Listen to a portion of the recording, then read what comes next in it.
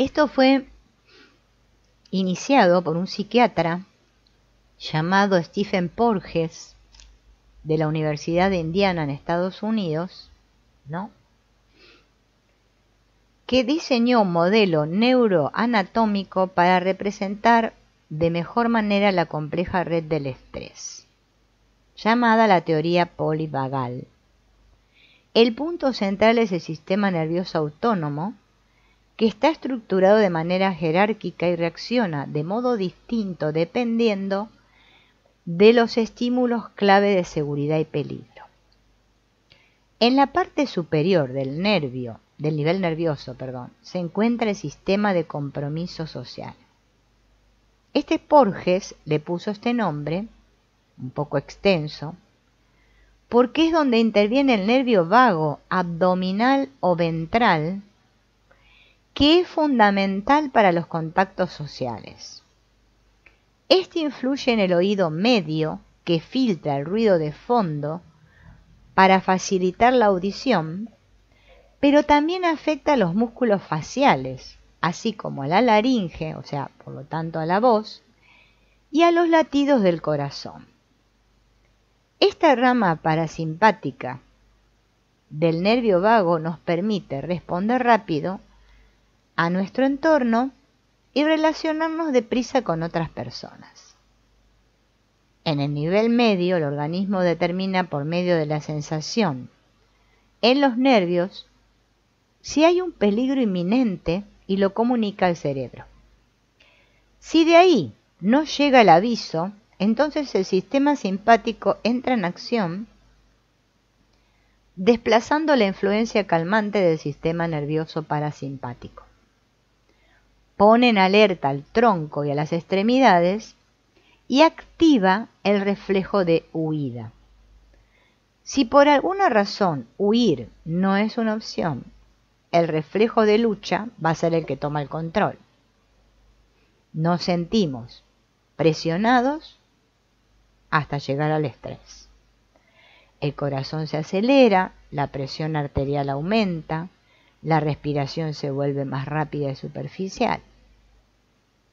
Y si esto no evita el peligro y la situación se agrava, el cuerpo reacciona en el nivel más bajo del sistema nervioso, ante un desafío potencialmente mortal. Entonces, el sistema nervioso parasimpático se inicia en automático, pero esta vez en la rama dorsal. Por lo tanto, reaccionamos con alteraciones perceptivas como el desmayo y el shock. Como último recurso, se produce un sistema de apagado de emergencia como un modo de ahorro de energía del cuerpo y la mente. En el reino animal esto se conoce como tanatosis o cataplexia, que se da, por ejemplo, en las aves cuando son atacadas. En condiciones normales, nuestro sistema nervioso funciona mediante el contacto visual y una voz tranquila. Entonces, el sistema nervioso simpático se moviliza de forma positiva y nos ayuda a estar físicamente activos, a hacer deporte, a bailar, a practicar yoga, a tener sexo o a hacer arte. Cuando nos hemos agotado, nos recuperamos en el nivel del sistema nervioso parasimpático a través del sueño. Todas estas etapas pueden ir y venir en todas las direcciones, desde el lado provocador hasta el lado tranquilizante y viceversa, desde el lado social hasta la inmovilidad por terror y viceversa. Entonces hay distintos enfoques terapéuticos para llegar a una cura.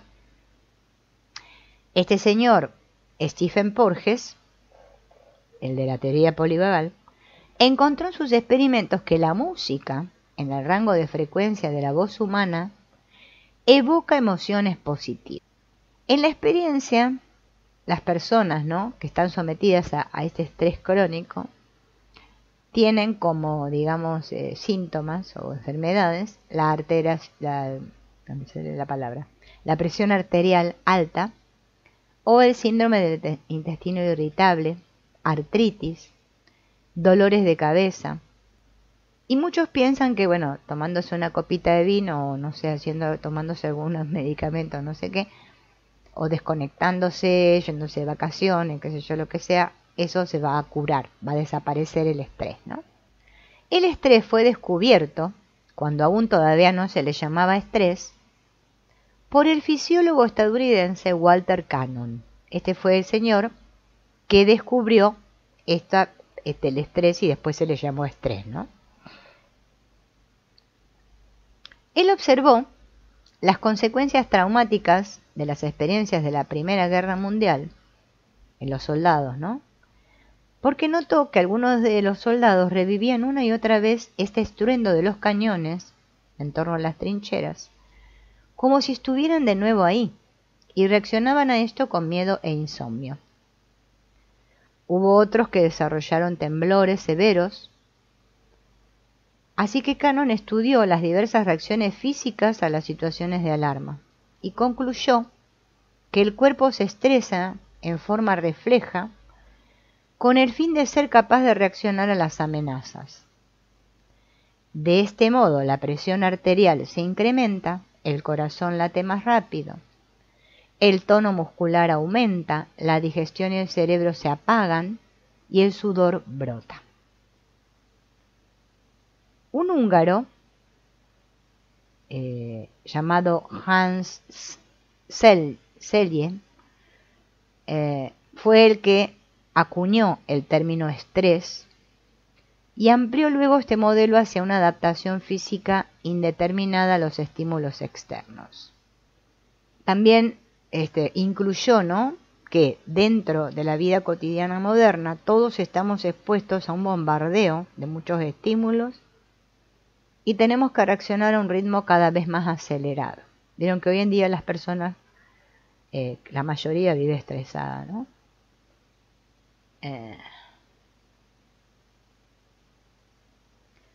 Así es como el estrés se vuelve crónico, por eso nuestro cuello siempre está tenso, la presión arterial se incrementa, nuestra respiración es superficial, nos ponemos rígidos en una especie de tanatosis.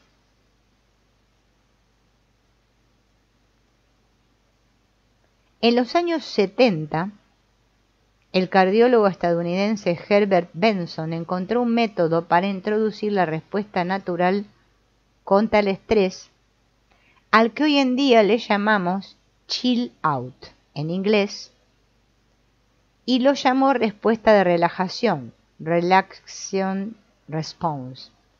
Benson se inspiró en sus investigaciones sobre la meditación trascendental.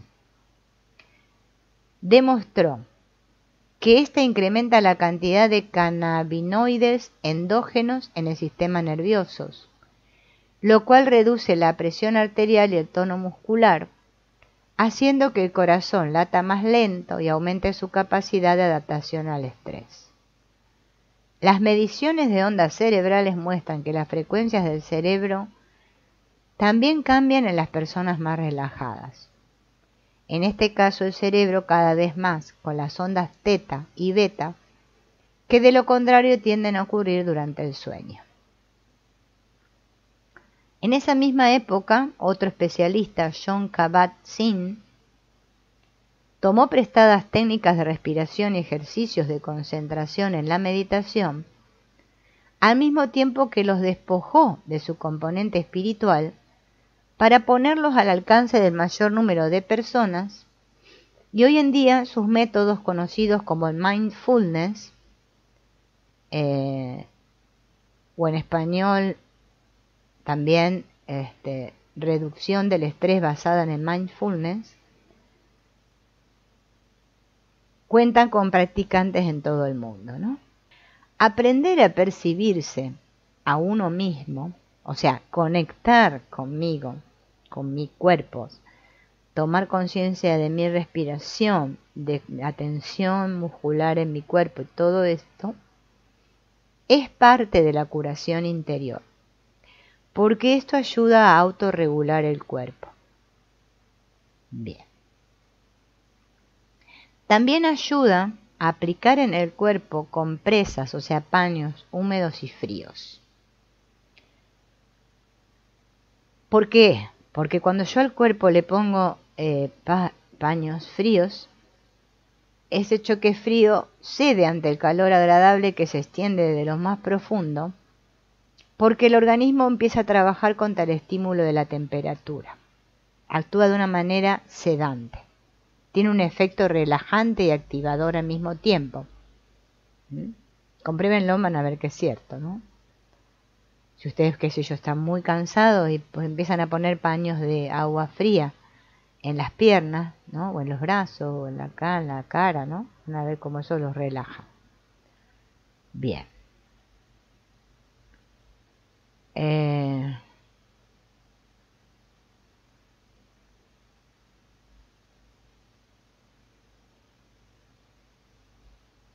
En lugar de recetar sedantes, tiene mucho más sentido entrenar la propia conciencia corporal a través de estímulos de temperatura y compresas, o bien de manera activa mediante ejercicios mentales. A largo plazo esto permite que nuestro reflejo innato de relajación se reanude cuando la causa de la tensión nerviosa haya pasado.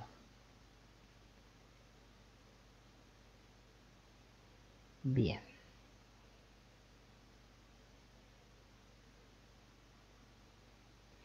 ¿Cómo reconocer el estrés? Matthew Johnstone y el psicólogo Michael Player, australianos, crearon una lista para verificar a diario los signos físicos, psicológicos y emocionales indicadores de estrés. Los cambios notables en el comportamiento también se encuentran entre los síntomas. Podemos ponernos a prueba y comprobar cuáles son nuestras áreas más vulnerables, ¿no? En el cuerpo, tensión muscular. En la psique, problemas de concentración. En lo social, tendencia a retraerme. Y en los sentimientos, tristeza, es que tengo estrés. Dolor de cabeza. Procrastinación. Falta de capacidad para escuchar. Hipersensibilidad, síntoma de estrés. Trastornos del sueño, dificultad para tomar decisiones. Tendencia a evitar personas y compromisos, mal humor. Cansancio, preocupaciones y pensamientos negativos, ansia de descanso, abatimiento. Taquicardia, cavilaciones sin encontrar soluciones. Disminución de contactos y amigos, vacío. Dificultad para respirar, irritabilidad y frustración, irritabilidad con los demás, miedo. Debilidad, olvidar cosas importantes que hay que hacer. Incapacidad por enfermedad, intranquilidad. Pérdida de apetito o ataques de hambre, agresividad al volante. Rechinar de dientes, más dulce y más alcohol. Calambres abdominales e indigestión en el cuerpo, ¿no? Bien.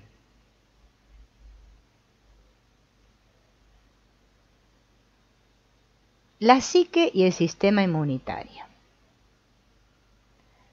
Los primeros inicios de la psiconeuroinmunología, un campo de investigación que se ocupa de las interacciones entre la psique, el sistema nervioso y el sistema inmunitario, fíjense, se remontan ya a la década de 1980.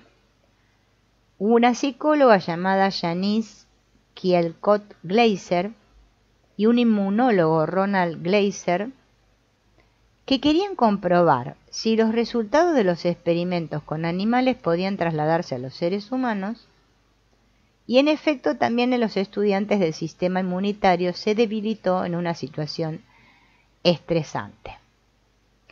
¿Qué pasaba? Durante el periodo de exámenes, los participantes de la prueba produjeron menos interferón gamma, que es una proteína que estimula el sistema inmunitario, y sus células T auxiliares, que son los como soldados de defensa, dieron la impresión de estar cansadas en las pruebas de laboratorio. Esto dio como resultado una avalancha de estudios que en el 2004 Susan Segerström y Gregory Miller empezaron a hacer una revisión alrededor de 300 artículos científicos acerca de este tema, comprobando que el estrés crónico y este de periodos prolongados agota el sistema inmunitario y afecta a todos los tipos de células. También se demostró que las personas se vuelven más susceptibles a las enfermedades a medida que envejecen, porque el sistema inmunitario disminuye. Incluso una depresión leve fue suficiente para frenar la actividad de los linfocitos. La duración de la depresión parecía ser más importante que su gravedad. La soledad y el aislamiento social también debilitan el sistema inmunitario. Y así se observó que en los estudiantes de primer año, que aún no han sido capaces de construir un círculo de amigos, ¿no? En un estudio a 52 personas que se habían graduado de la universidad, más o menos